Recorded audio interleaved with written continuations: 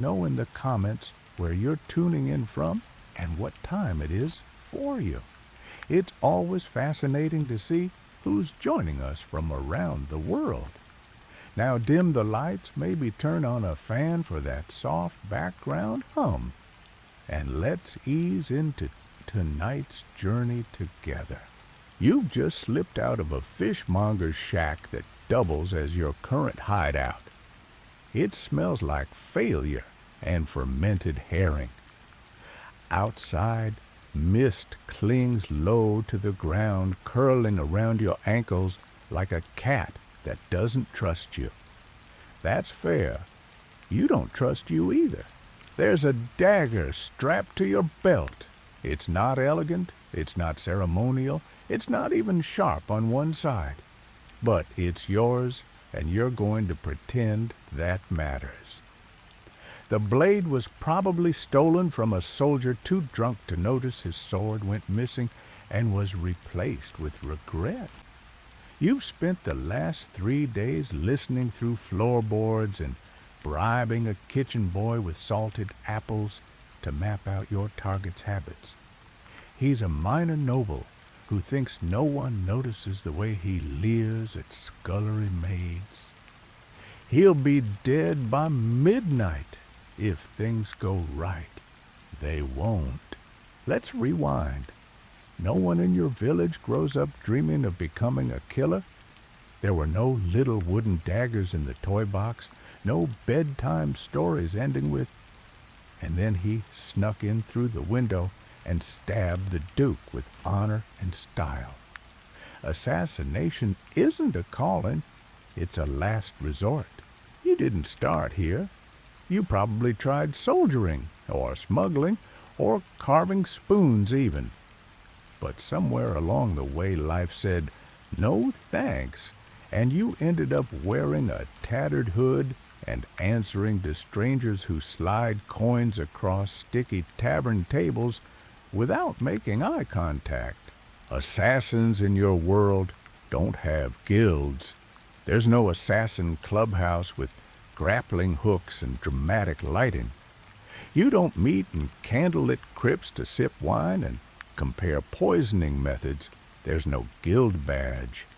The only secret handshake you know is the one that checks for hidden blades before someone hugs you. You're not mysterious. You're barely tolerated. The town's population doesn't even look you in the eye. To them, you're either cursed dangerous or a walking omen. The local baker once dropped an entire tray of rye loaves when you walked in. The priest refused to give you last rites for a stubbed toe. You've stopped asking for help. You've stopped talking altogether, mostly. You live off crusts, rumors, and gut instinct. There's no home, just a rotation of places that tolerate your presence until someone goes missing and they don't anymore. Tonight's job was supposed to be simple, in and out, a clean slice, a quick exit, but you know better, because in this life, the first mistake is thinking there's such a thing as simple. You rehearse the path again. Back entrance, avoid the dogs. Second floor, study door, third candle on the left. You don't get blueprints. You get whispered gossip from drunks and illegible sketches drawn in ale. That's your intel. That and an unsettling sixth sense that something somewhere is about to go wrong. As you crouch in the alley, waiting for the bells to chime the 11th hour, you wonder what brought your target here. Not the noble. You, because when did your life become a checklist of paranoia and bad weather? Mainstream historians agree assassins existed in the medieval world, often employed in religious or political intrigue. But most weren't shadow warriors. They were expendables tools to be discarded quietly after use. Fringe accounts speak of poisoners who lived among apothecaries passing death in pouches of lavender and dried sage. Others suggest traveling performers occasionally doubled as killers, hiding blades among juggling pins. Historians still argue whether most so-called assassins acted alone or were part of larger networks. The records are deliberately vague because the point of a good assassin is that you're not remembered. You adjust your hood. Your fingers twitch near the hilt. In a few minutes, you'll either be richer bleeding or both. Most likely, you'll be forgotten. And as you blend into the darkness ready to climb that rain-slick wall and slip into legend, or at least into the next chapter, you remind yourself of one quiet, terrible truth. No one wants to be a medieval assassin, and that includes you. You inch forward through the fog, heart thudding a little louder with every step as if it's trying to warn you. We could have been a cobbler. We could have made sandals for monks. But no, here you are crawling past a wine barrel and a dozing guard who smells like onions and poor life choices. The castle wall looms above you, slick with moss and cold like a warning. You find the loose stones, the ones the kitchen boy described between mouthfuls of stolen honey bread. You scale them quietly, your body aching from weeks of sleeping on stone and running from things you'd rather not name. At the top, you crouch beneath a parapet, listening. The wind whistles through arrow slits like a ghost with somewhere better to be. From here, the courtyard looks oddly peaceful, like a painting, but you know better. Every flickering torch casts suspicion. Every shadow might breathe. You didn't ask to be here. You were born a second son, or maybe a fifth. It hardly matters. In medieval Europe, inheritance is a cruel game, and you weren't holding any of the good pieces. You tried the monastery, but the chanting gave you migraines. You tried farming, but your crops refused to grow out of sheer spite. And the military, you were told maybe next war. Eventually, your luck, or lack thereof, pointed you toward the only career path that didn't require formal training references or social standing. Just a willingness to disappear and never be hugged again. You don't get armor. Armor clinks, glints, and makes you sink like a rock if you fall into a moat. Your outfit is made of patchwork wool, dyed a shade of murky sadness, and smells faintly of cabbage. You keep everything tucked tight. Your dagger, your silence, your regrets. Reaching the study window is easier than expected.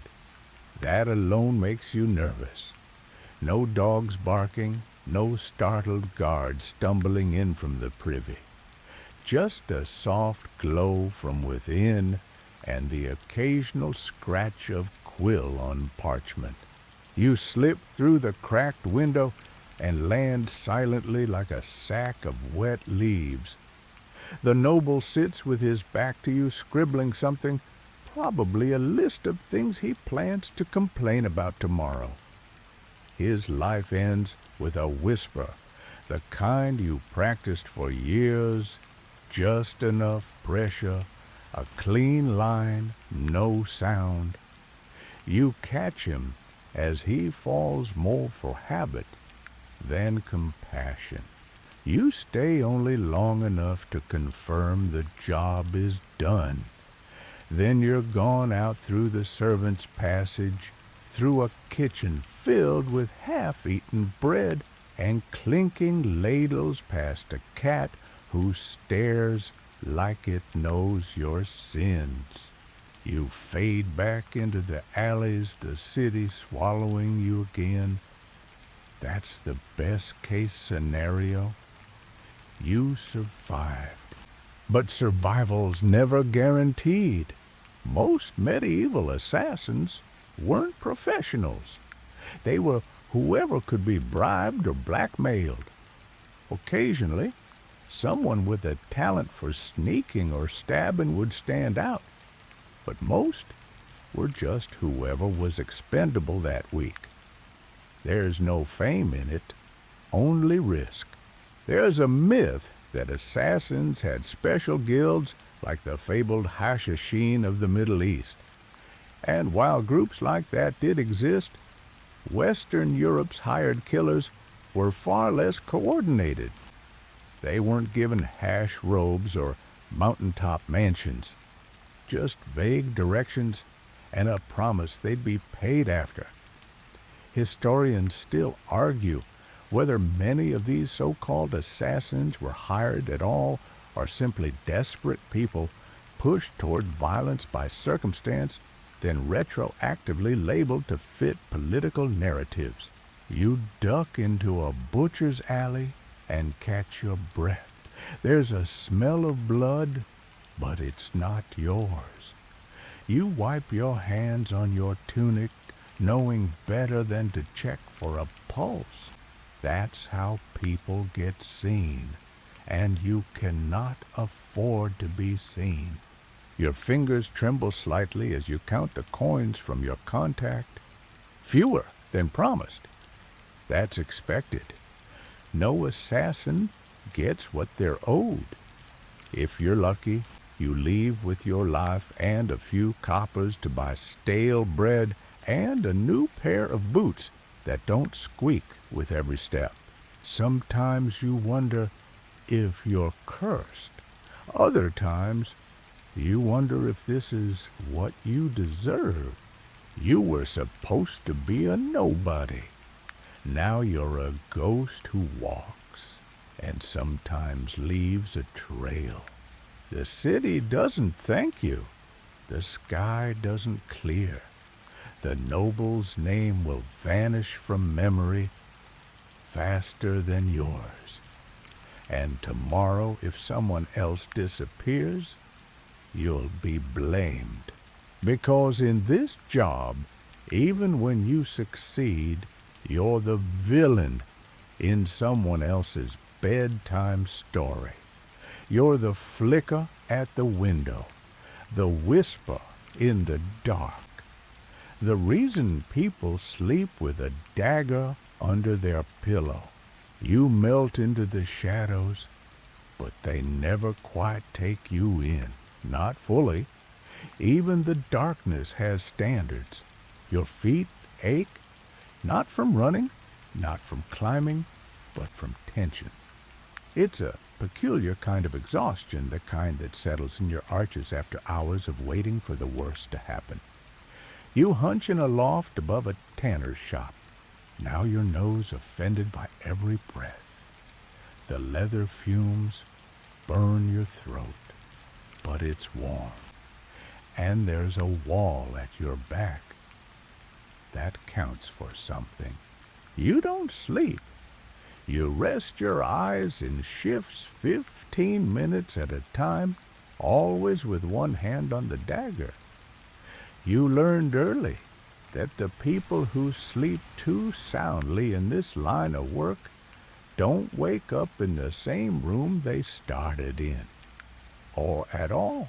You dream of simpler times selling eels, maybe, or sharpening sickles for tired old women who pay in bread and soft curses. Instead, you're here, eating dried beans, wishing they'd at least had the decency to come with salt. You think about the kill, not with pride. You're no artist, just a function, a tool. You think of how fast it was, how quiet, how completely forgettable. That's the goal, isn't it? A perfect job is the one no one remembers, not even you. You once tried to keep a tally, names, reasons, final words. But it became clear quickly none of it mattered. They blur together, a merchant here, a priest there, a knight too drunk to stand. What they had in common was that someone else wanted them gone. That was enough. Your hands tremble less now. That worries you more than when they did. You've stopped reacting to things that should horrify you.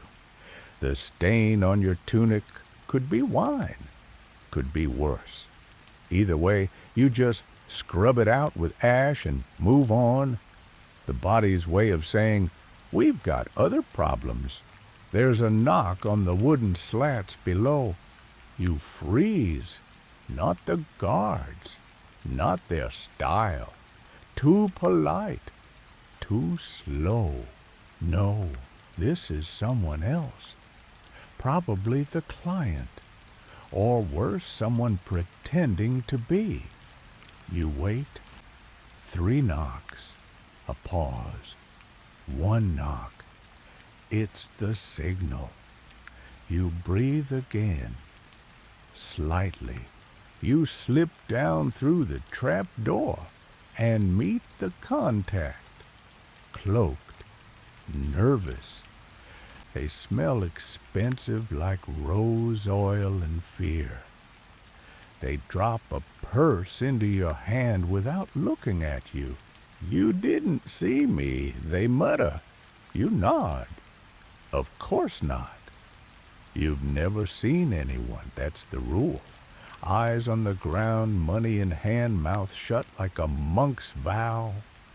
You pocket the coin, already thinking of the alley exit nearest to a bakery. You've earned a loaf today, maybe with crust. The contact hesitates before turning to go. Did he suffer? You shrug. What an odd question to ask a ghost. Sometimes they want you to say yes. Other times they want comfort.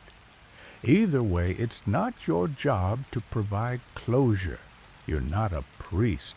You're a broom sweeping away an inconvenient body.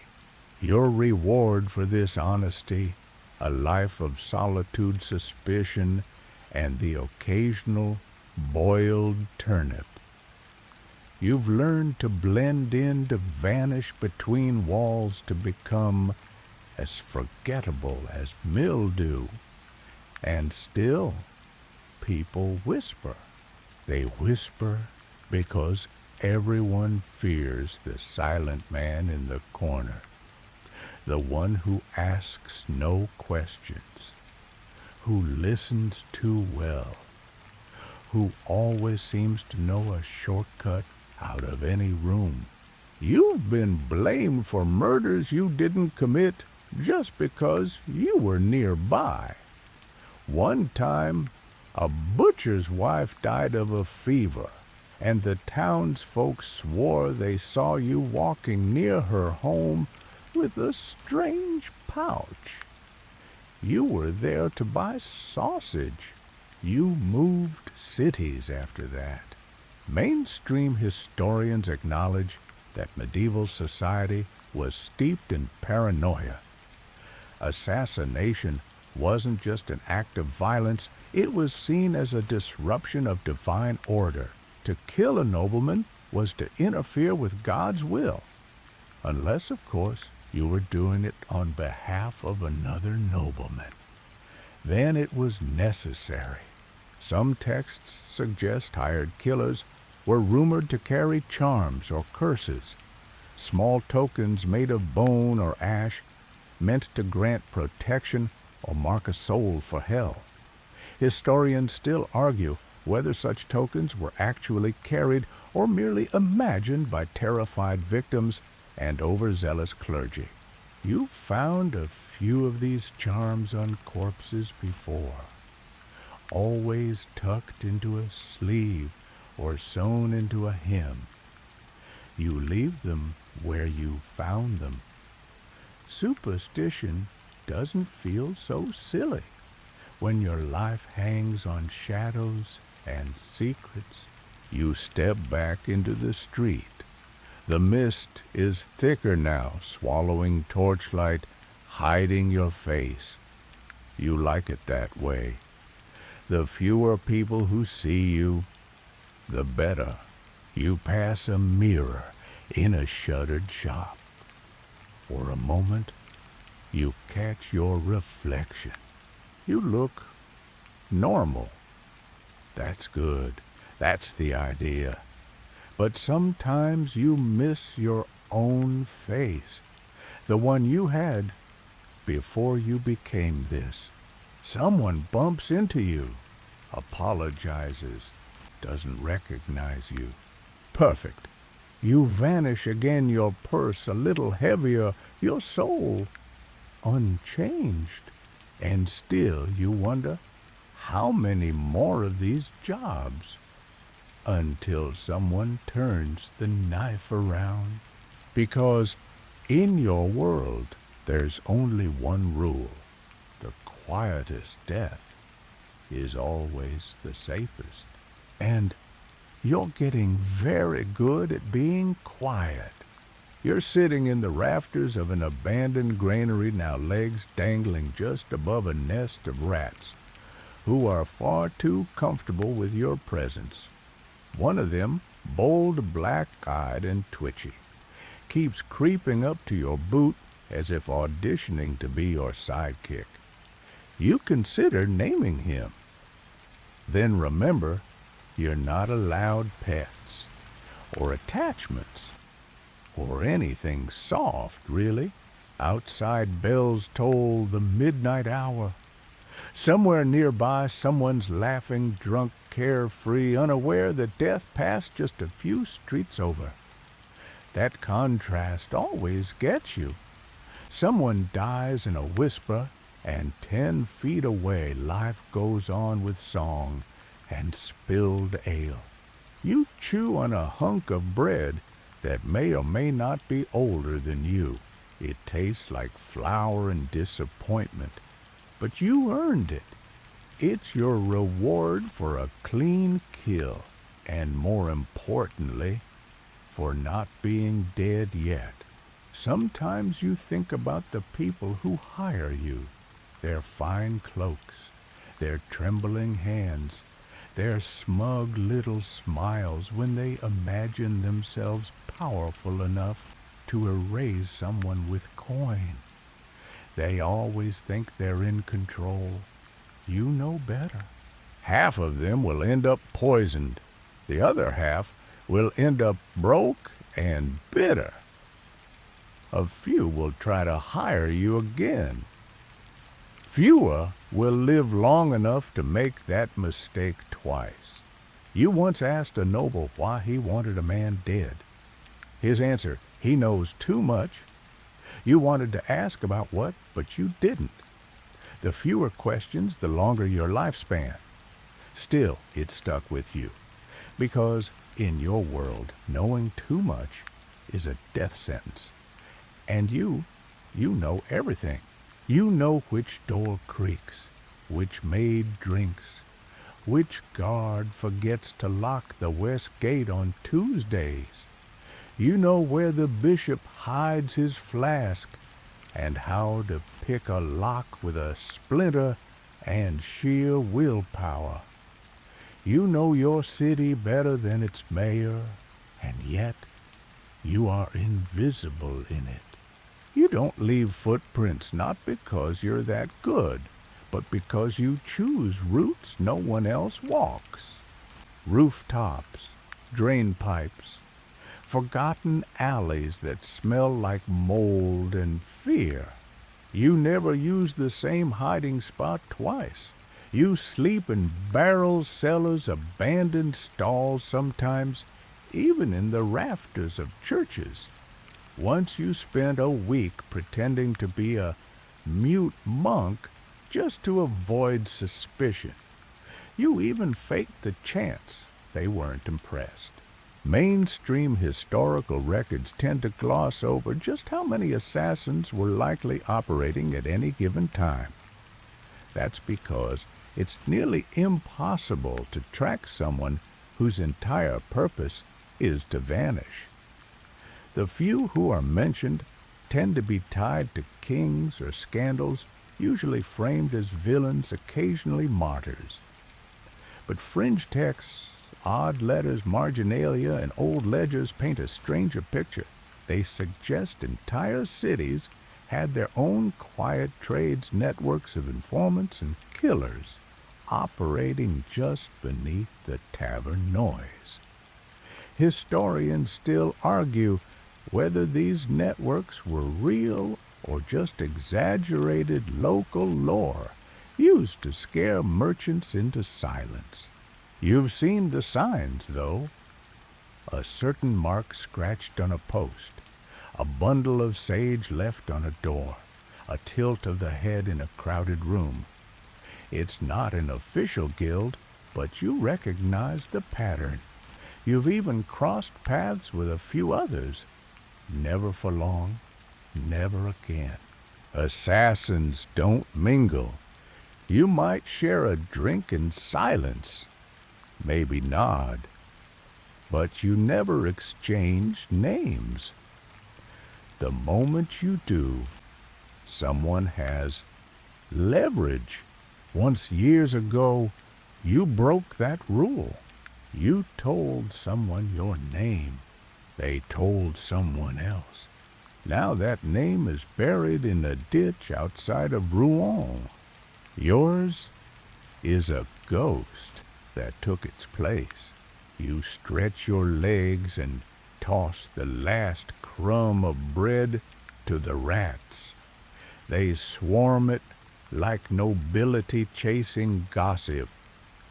You wonder if that's how you look, scrabbling for crumbs of dignity under the guise of shadowy professionalism. You pull your cloak tighter. The night's getting colder.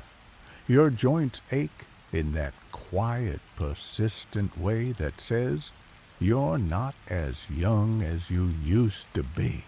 There's another job lined up. Of course there is. There always is. You get a whisper, a coin, a name, and then you vanish into the fog to make the world slightly quieter. But here's the truth that no one hiring you understands. Assassins don't retire. They just become a cautionary tale. And tonight, as you lean back into the hay and stare at a ceiling beam carved with someone else's initials, you wonder how your tale will end. Will it be a dagger in the ribs, a betrayal by a frightened client, a poisoned cup you forgot you left uncorked, or will it be silence, a night with no jobs, no whispers, and no weight in your coin pouch? Just a ghost finally too tired to keep haunting the world. The next morning drips in slowly gray and wet. You wake before the birds, your back stiff, your legs tangled in burlap sacks that itch like guilt. You stretch without standing. Experience has taught you that vertical movement before dawn is an invitation for regret. Instead, you stay low eyes, scanning the slatted roof of your temporary sanctuary, listening for footsteps, alarms, anything unusual. Nothing, just rain and the occasional groan of old timber. You slip out into the street like fog with knees. The baker's already up hurling insults at his apprentice. The town's waking, and you need to be someone else now. You pull your hood a little lower, adjust your limp to match yesterday's disguise, and walk like a man who belongs somewhere. That's the trick. No one suspects people who look like they have a destination. Your destination? A well, not for water, though you might drink. You've got a pouch to collect, a coin drop, payment for a job well done, and a name never spoken. The well isn't magic, but it might as well be. It takes in secrets and drops out silver. Sometimes. Today it does. You fish out a wax-sealed pouch with the elegance of someone retrieving a lost shoe.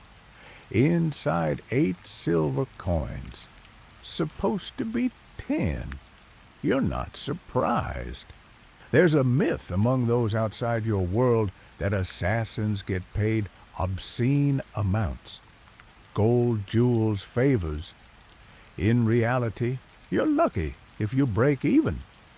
Poison costs money. Cloaks don't patch themselves. Bribing a guardsman with a gambling problem still takes coin. Your work is expensive, not glamorous. Still, it's enough to keep you moving. And moving is surviving. You duck into a cloth merchant's tent and buy a new sash, not because you need it, but because the merchant is talkative, and having someone chatter at you while you pretend to care helps you feel not human, but less ghostly. He tells you the local magistrate has fallen ill, a fever, maybe poison. You nod. Pleasantly neutral. You didn't do it, but you're probably on the list of suspects anyway. You're always on the list. Your life is full of lists. Names to watch, places to avoid, faces to forget. One day you'll slip and confuse the wrong list. That'll be your last. You once kept a notebook. A little leather-bound thing with notes and code pressed between socks in a market trunk. You lost it during a storm in Lyon. You like to think someone found it and believed it was a diary of a madman. That would be fair. Mainstream historical accounts admit medieval urban centers had their share of unsolved disappearances. Whether by criminal enterprise or quiet political arrangements, people vanished. Occasionally, a scholar will stumble across a letter referencing a man in the shadows, or the whisper from Marseille. These breadcrumbs hint at something larger, an informal but persistent network of contract killings. Historians still argue whether this network was organized across regions or operated like a virus, spontaneous, adaptive, and terrifyingly contagious. You walk past a noble's procession, polished boots, polished faces, horses who've eaten better than you this month. You keep your gaze low, your pace steady. One of them glances at you, just a flicker. Did he recognize you? Was he at the party 2 weeks ago? The one where the young lord tripped on poisoned wine and his mistress wept over the wrong body? No, probably not. But you turn down an alley anyway, just in case. It's instinct, not fear. Fear is loud. Instinct is silent and sharp. It keeps you breathing when your body says panic. In the alley, a boy waits, maybe 13, wearing a tunic too clean for a beggar. He holds a rolled-up message in shaking hands. He doesn't speak, just hands it to you and scurries off. You don't read it immediately. You know better. Messages are cursed things. They carry promises and lies in equal measure. and both get you killed. Instead, you walk 3 more streets, slip into the rear room of a defunct candle shop, and unroll it under slatted light. 3 words. Her name's Eleanor. A job then. No details, just a name. That's always the first layer. If the client is serious, the rest will follow routine, location, preferred method, exit path. You burn the paper with the stub of a candle and crush the ash into the floorboards. Eleanor could be anyone, a spy, a threat, a liability, or just someone in the way. You don't judge, you just finish things. Once early in your career, you refused a job. A child no more than 7, heir to a minor estate. You walked away.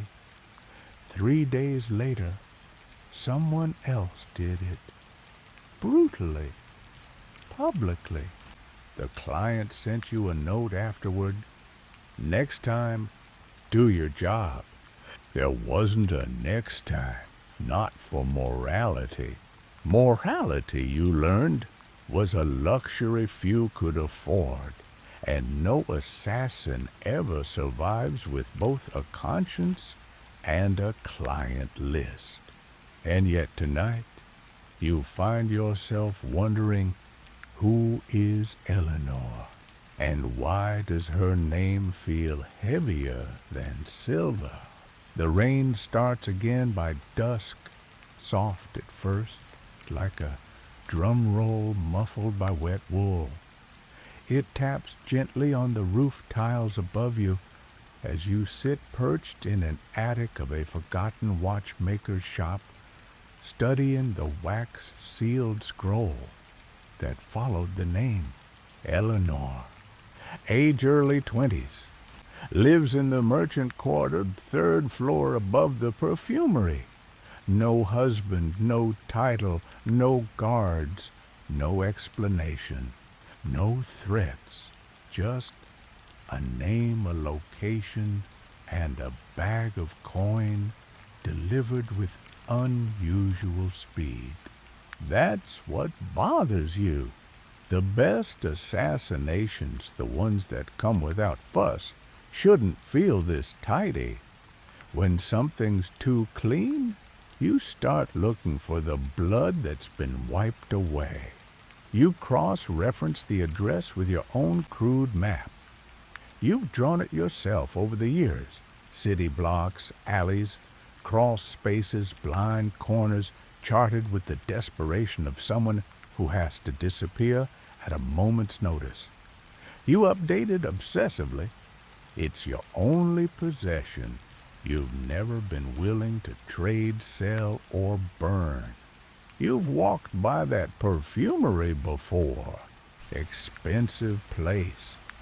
Always smells like crushed roses and arrogance. The kind of shop people enter when they want to pretend they're better than they are. You've never gone inside. You've never had reason to, until now. You wait until well after curfew before moving. Your steps are careful, deliberate. You change your gait again. This time, you walk with a slight hunch and uneven step, the limp of a chimney sweep, who fell once and never quite recovered.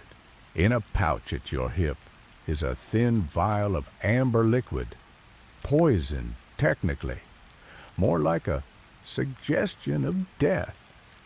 You brewed it yourself from dried roots, a sliver of mold, and something that might have been part of a beetle. It smells like regret and works best in warm wine. That's Plan A. Plan B involves a blade and an exit plan so narrow you'll have to turn sideways just to breathe through it. You scout the building first. 3 exits, 1 dog, 2 windows with ledges wide enough for standing, a neighbor who waters her herbs at the worst possible hour. You climb the back wall using drain pipes and stubbornness. At the 3rd-story window, you pause listening. There's movement inside, not footsteps, something softer. The rustle of fabric, the sigh of someone brushing their hair. You slide the window open with a touch testing for squeaks. None. Either the hinges are oiled or someone else used this route recently. You step inside. The room is small but warm, filled with candles and the scent of lavender. It feels lived in. Books on a shelf. A cat curled on a cushion. A shawl draped over the back of a chair like someone just stepped away for tea. And there she is, Eleanor. She isn't startled. She doesn't scream. She looks up at you with steady eyes and says, "You're late." You freeze. Not because you've been caught, but because she knew you were coming. Close the window, she says, like you're a guest letting in a draft. You do. She motions to the chair opposite hers. Sit, if you like. I imagine this is awkward for both of us. You've heard of this kind of setup? A decoy, a trap, a noble playing games. You grip the edge of your cloak. She notices. If I were here to kill you, I wouldn't have left the window open. You don't speak. You're not sure what words would help. I know what you do, she says quietly. I asked for you. Your brows knit. You never take requests from the target. I didn't hire you to kill me, she says. I hired you because someone else did. The poison vial suddenly feels much heavier at your side. You'll get the full coin, she adds. You've done your part. You showed up. That's all I needed. This is a test. Has to be. Someone close to me, she continues, thinks I know a secret. I don't, but I know they think I do. You say nothing. You've never been trained to respond to targets who think too much. I'm not asking you to protect me, she says. That would be optimistic. I just wanted to see the one they chose, to know if I had a chance. Mainstream historical records rarely mention assassins who disobey. The story always ends with a dagger in the dark, a clean kill and exit, vanishing into legend. But not all contracts were fulfilled, and not all killers remained killers. There are whispered accounts, letters, confessions that suggest some assassins spared their targets either for payment sympathy or something more dangerous, conscience. Historians still argue whether these stories are romantic embellishments or rare flickers of humanity in a brutal profession. You stand. She doesn't flinch. That's either bravery or exhaustion. You leave without drawing your weapon. She watches you go. Back in the alley, you breathe. Not deeply, just enough. You're not sure what just happened. Mercy, weakness, wisdom. All you know is that tonight, Eleanor still breathes, and you do too. But one of you just became very inconvenient. for someone with coin, and the other is going to have to keep running. By morning, you've put 3 districts between yourself and Eleanor's perfumed apartment. Not because you're afraid, though you probably should be, but because this city doesn't forget a broken contract. Someone out there paid for her to stop breathing. She didn't, and now the math doesn't add up. You find shelter in the cellar of an abandoned bathhouse. Damp stone walls, mildew, a colony of spiders that keep to their corners. You don't mind them. They mind their business. More than can be said for most humans. You light a stub of tallow candle and stare at the flickering flame like it owes you an explanation. Why didn't you finish the job you've done worse? For less. You've ended lives for a slice of bread and a night's safety. What made this different? You keep asking as if the answer will suddenly crawl out of the wall like one of the cellar's spiders and whisper, "It's guilt." But it's not guilt, not really. It's clarity. Eleanor knew. She knew someone was coming, knew how the game worked, and for a moment, just a moment, she made you feel seen, not as a ghost, not as a tool, but as a person. That's dangerous. You've spent years building a life where your face is forgettable, your voice rarely heard, your name erased like chalk in the rain. Someone seeing you, that's a risk you can't afford.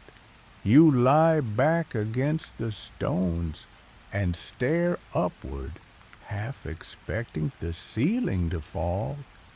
It doesn't. Not yet. Instead, you remember your very first job. It wasn't clean. It wasn't smooth. It was a mess of bad timing, shaky hands, and too much blood. Your target was a merchant, arrogant, petty, and very much deserving of a comeuppance, or so you were told. You didn't ask questions.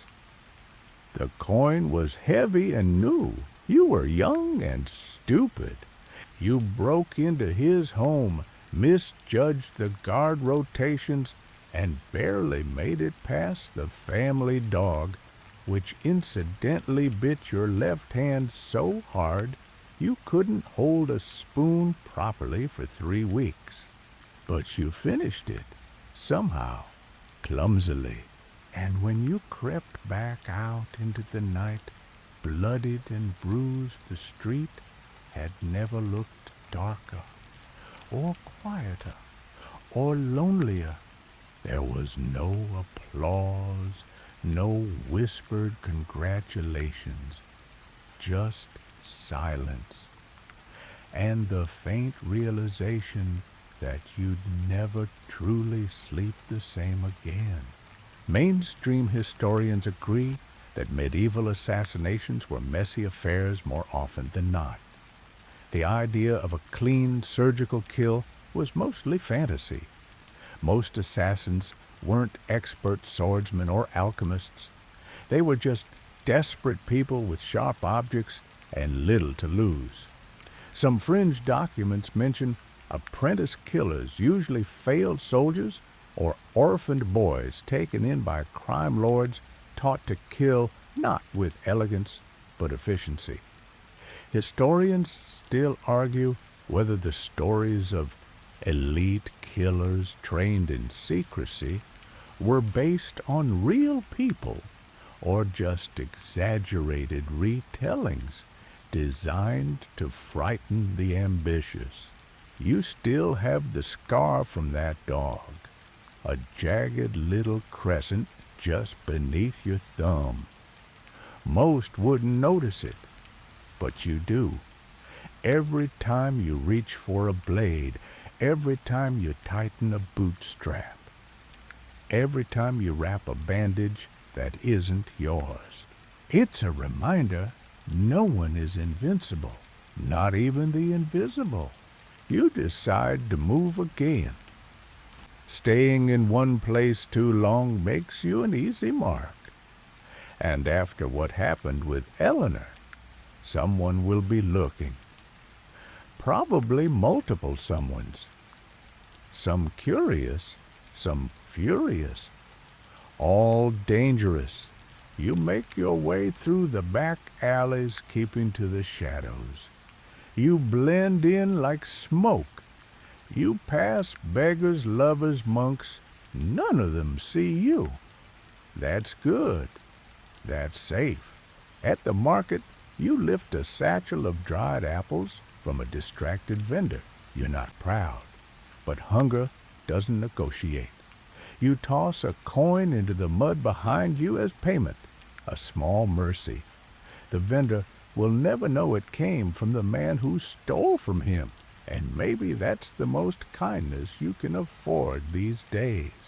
Later, in the courtyard of a crumbling chapel, you watch a group of children playing with a stick and a hoop.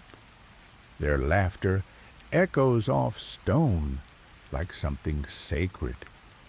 You remember being that small, barefoot, muddy, certain you'd live forever.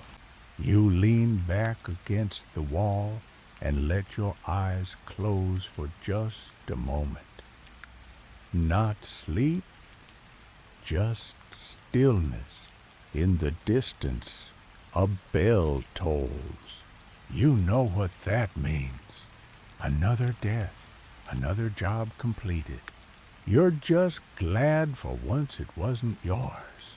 But it could be, because someone paid for Eleanor's death. And now, someone might be paying for yours. Night falls again, as it always does, quietly, without apology. The city exhales its last bits of warmth, and the wind that moves through its streets now carries something sharper, not just cold. Expectation. You don't sleep tonight. Instead, you sit in the rafters of a ruined stable on the southern edge of town, legs pulled to your chest, eyes flicking toward every sound, owl, cartwheel, voice, or footstep. You've felt this before. That prickling sense along your spine that says someone's watching, even if they're not ready to show themselves yet. Eleanor is still alive. That changes things. You broke a contract. Not explicitly, technically. You didn't sign anything. But in this world, your reputation is your signature.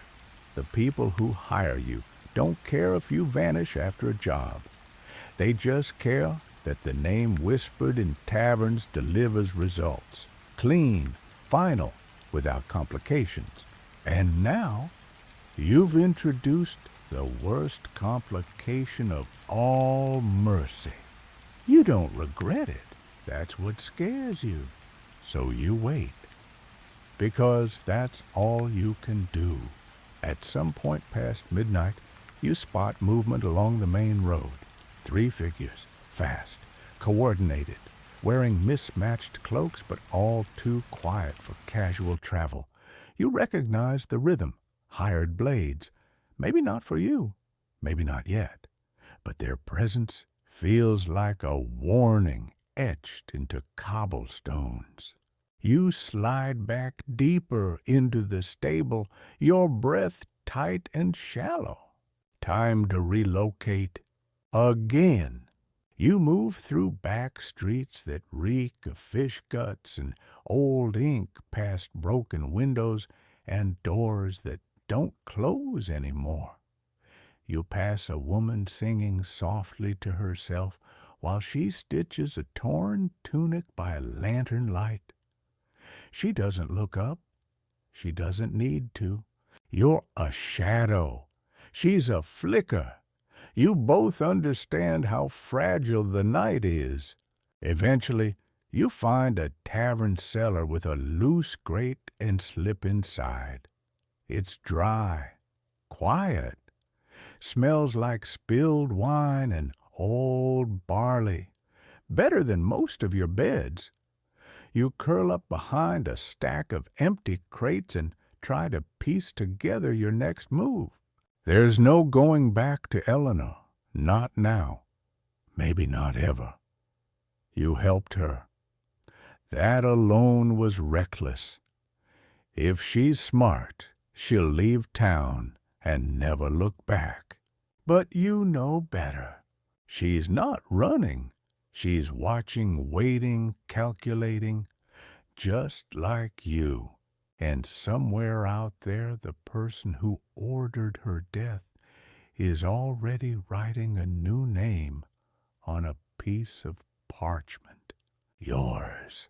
Mainstream scholars often treat assassins as isolated entities, blades for hire, who live apart from the societies they impact. But in truth, their actions rippled through local politics and economics more than most realize. A single assassination could change trade alliances, unsettle inheritances, or shift the balance of an entire council. Some fringe records describe a phenomenon known as mirror kills, when an assassin once contracted to take a life becomes the next target in a deliberate purge of all loose ends. Historians still argue whether this pattern was the norm or just a recurring symptom of the profession's cutthroat nature. You lie still in the dark, letting the facts settle like dust. Someone paid to have Eleanor killed. You refused. Now someone else will be hired, maybe to finish the job, maybe to clean up your failure. You're not afraid of death.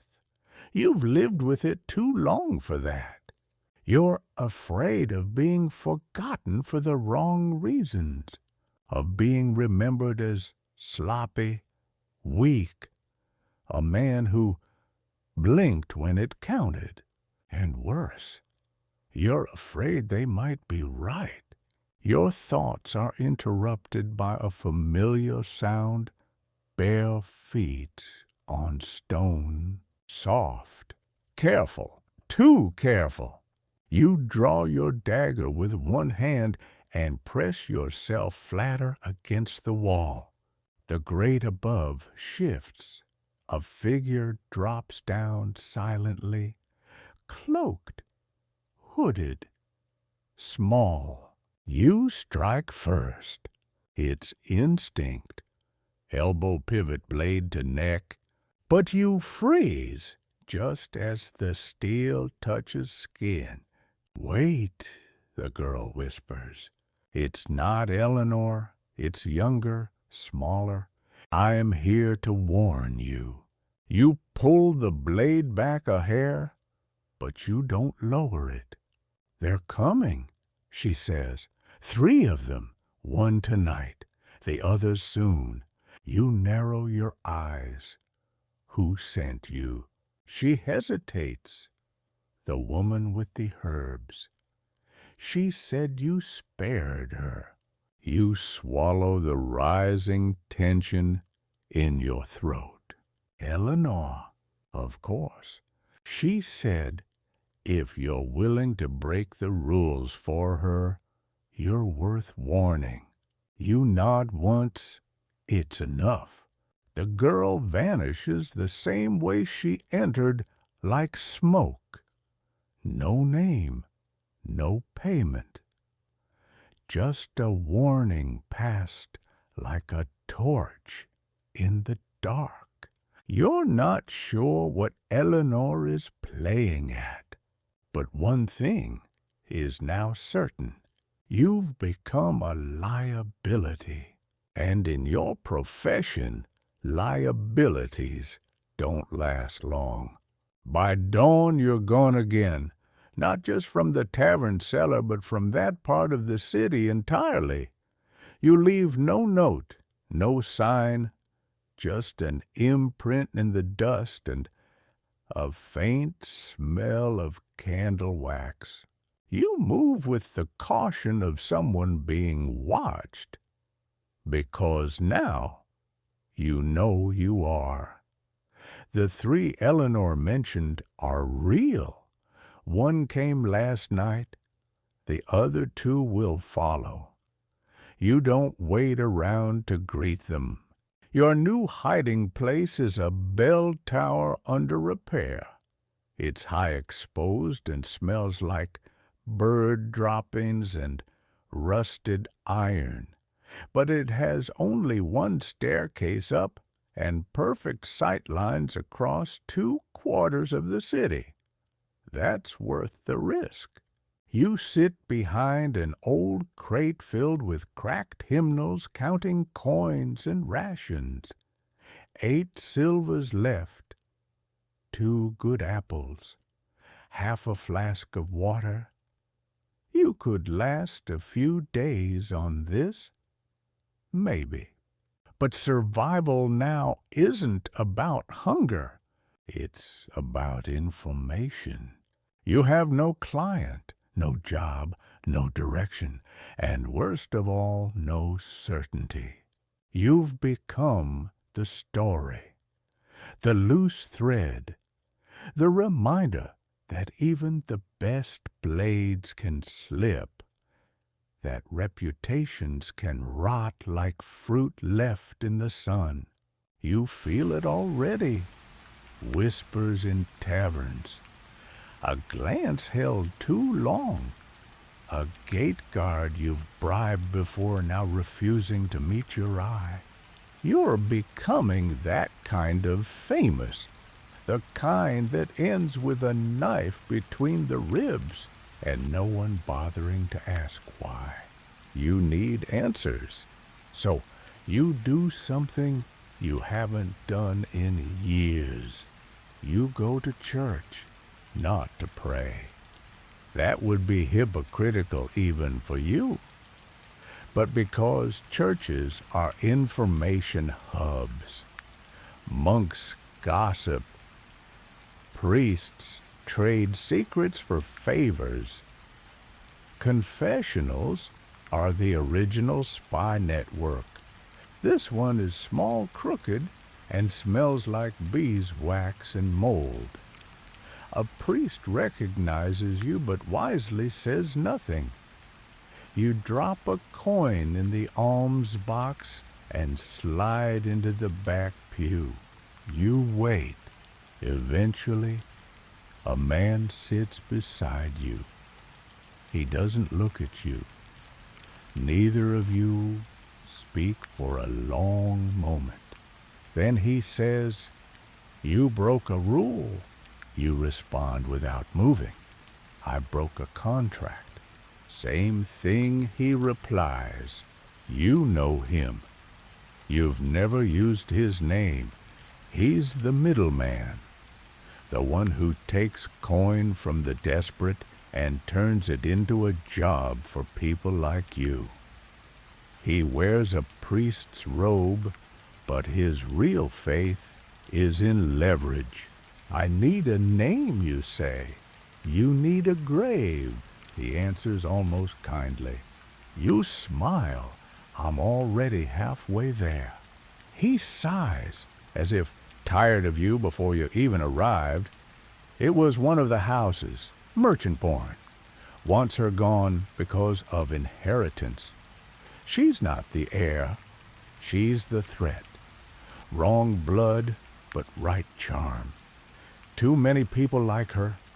Makes the wrong brother nervous. Of course. Power always plays the same game. She knows you ask. She suspects. That's enough. You lean in. How many others have been offered the job? 3. One already tried. "I met her," you say. "She was polite." He chuckles once, dry as the chapel air. The next one won't be. You pass him a coin.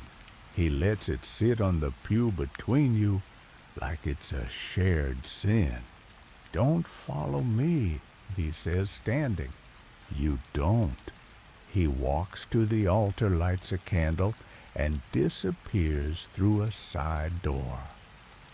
Not into the street, but through the old tunnels beneath the church where prayers are traded for silence.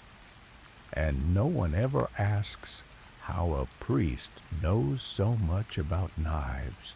Mainstream history books like to keep the sacred and profane in neat boxes, church and crime light, and shadow holy and unholy, but the real Middle Ages were far more tangled. Many clerics held secular power, some even sanctioned violence or looked the other way when it was convenient. Fringe records include letters between abbots and nobles arranging divine justice in the form of quiet disappearances. Historians still argue whether these cases were real conspiracies or just the natural byproduct of power playing dress-up in robes. Back in the bell tower, you write her name again in the dust, Eleanor. Then beside it a new name, Marcus of Gray Hill. Probably the one who paid. Probably the one who won't stop until she's gone or you are.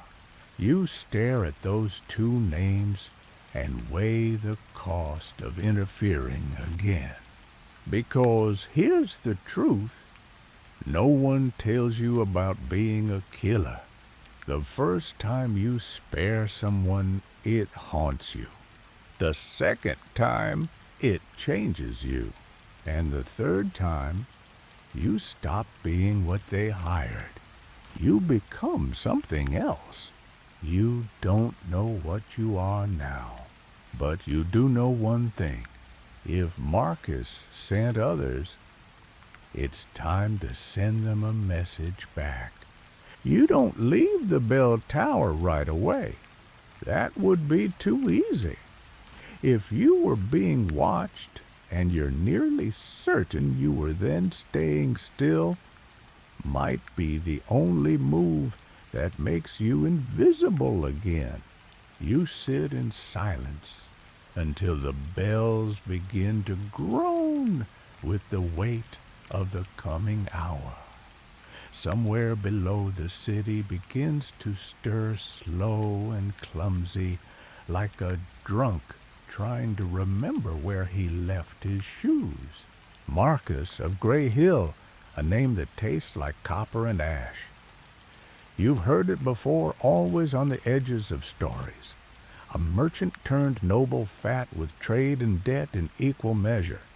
Bought land, married well, paid for titles he didn't earn, and silenced rivals who dared to remember the truth. It makes sense now. Eleanor isn't just a risk to him, she's a mirror. A reminder that some people climb without stepping on corpses. And that terrifies men like Marcus. You have a choice to make. You could disappear. Let the next assassin do the job. Let the world turn its wheel and pretend you were never involved. Or you could make a very loud point very quietly. You choose the second. There's a saying among your kind, never leave a trail unless you want them to follow it. So you do something stupid. You write a note, not in your hand, of course.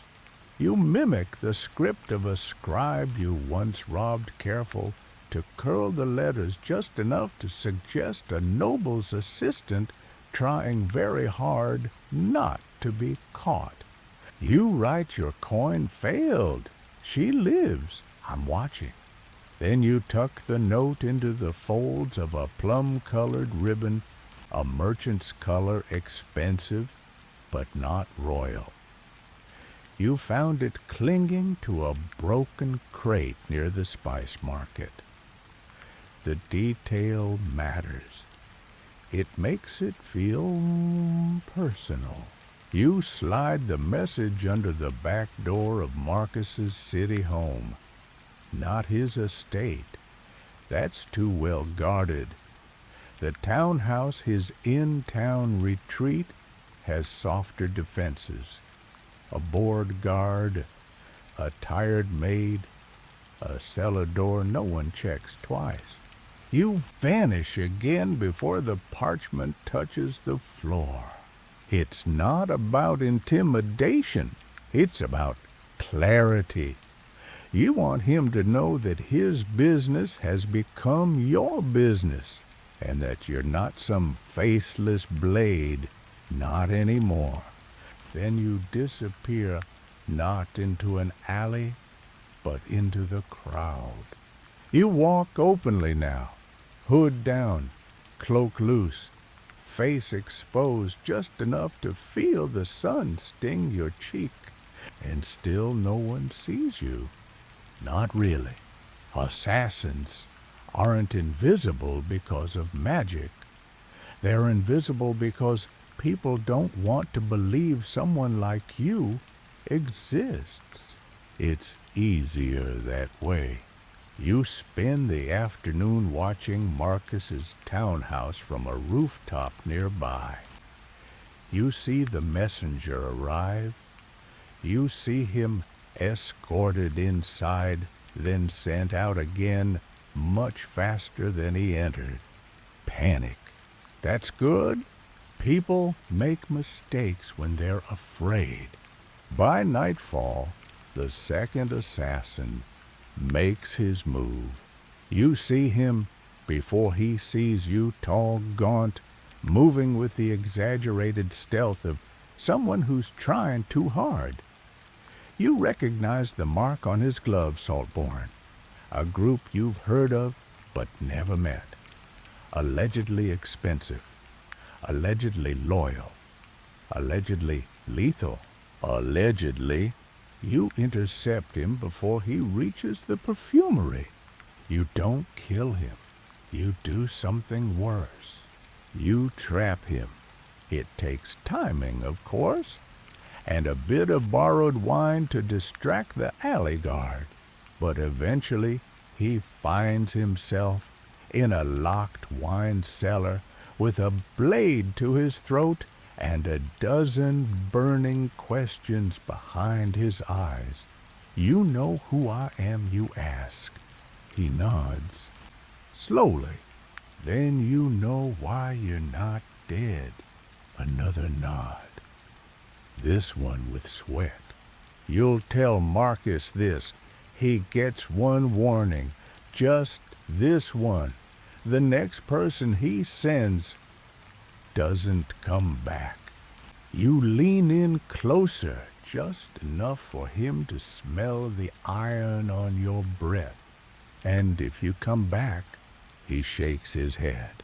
A fast panic tremble that tells you he'll take the hint. You leave him tied but breathing. Someone will find him by morning, probably after the wine runs out. Mainstream history likes tidy stories, heroes, villains, justice served in neat chapters. But real history, the kind that lingers in dusty corners and old cellars, is made by people no one remembers. People like you. Sometimes assassins shaped kingdoms, not with armies, but with decisions. One spared life, one delivered message. One body not left in the street. Historians still argue whether these moments were acts of strategy or accidents of mercy. You return to the perfumery one last time, not to warn Eleanor, not to protect her, just to see. Her window is lit. She's reading, alive, and in that moment, you wonder if it's enough. You turn back to the rooftops, back to the dark, back to a life you no longer recognize as yours. But it's yours anyway, because assassins don't get retirement. They get silence. And tonight, for once, the silence feels like a choice. You sleep finally. Not deeply and not for long, but it's the first time in days your eyes close without twitching at every creak in the rafters. You wake before dawn. The dream you were having slips away like fog underfoot. You think it involved a garden, a real one, green things growing, the kind of place that smells like mint and damp earth, not iron and fear. You sit up slowly. Every joint in your body complains like it wants a refund. You roll your neck, stretch your arms, check your weapons. Still there, still yours. Your breakfast is a hard heel of bread, a bit of salt and water that tastes like the inside of a copper coin. The bread cracks your tooth. You chew anyway. You've survived worse. Today you make your way to the outer wall of the city. Not to leave yet, but to think. To watch the merchants arrive through the gates. To study the rhythm of the city like you're reading its pulse. It's a little trick you learned long ago. Watch how a place breathes. If it stutters, something's wrong. Today it stutters. Too many guards, too many nervous glances. Someone's waiting for something or someone. You'd bet coin it's you. You slink back into the alleys and head east toward the die quarter. It's loud there, colorful, chaotic, perfect for disappearing. You move through clouds of red and blue pigment, pretending to cough like everyone else, and take a moment to blend into a group of apprentices arguing about lye burns. You duck into a curtained stall that sells old books and dried ink. The owner, a blind man named Vaco, nods without looking. He is one of your few constants. Never asks questions. Never tells lies. You hand him a folded scrap of parchment. He touches it briefly with calloused fingers, then says, "Wait." You wait. 10 minutes later, a small boy delivers a message to the back of the shop. Vico hands it to you without comment. You open it carefully.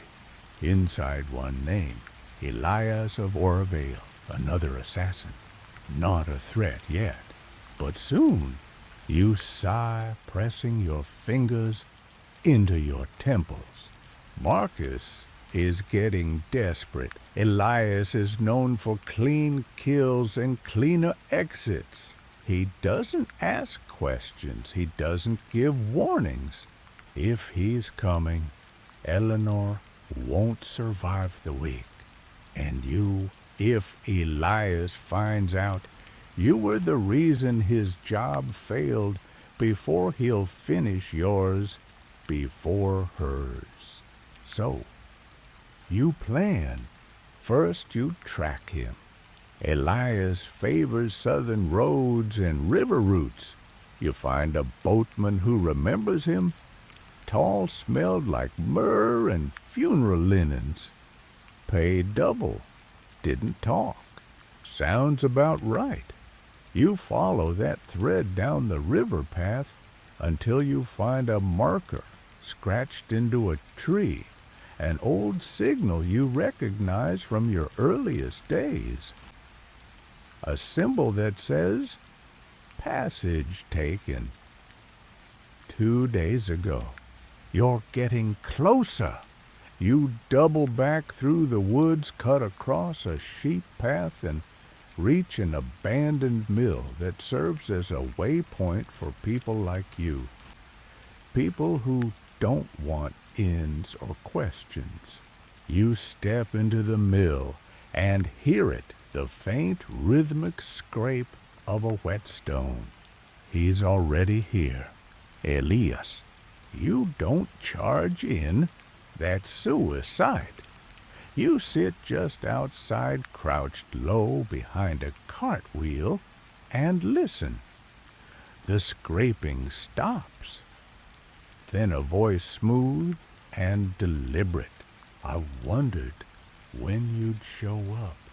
He knew. You step out, slowly.